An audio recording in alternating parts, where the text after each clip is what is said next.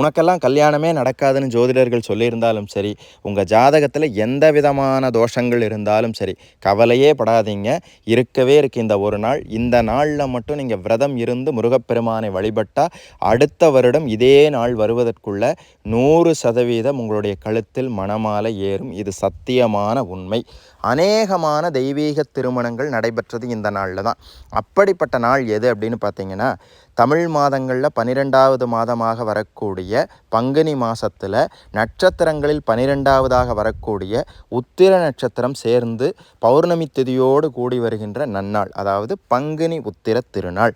இந்த நாளில் விரதம் இருந்து பாருங்கள், கைமேல் பலன் கிடைக்கும். இந்த விரதத்தை எந்த நேரத்தில் தொடங்கணும், எப்படி கடைபிடிக்கணும், எப்படி நிறைவு செய்யணும், எப்படியெல்லாம் வழிபாடு செய்ய வேண்டும், எந்தெந்த திருப்புகழ்களை பாராயணம் செய்ய வேண்டும், இது போன்ற அனைத்து விளக்கங்களும் தெளிவாக ஆதியோகம் யூடியூப் சேனலில் கொடுத்துருக்குறோம்.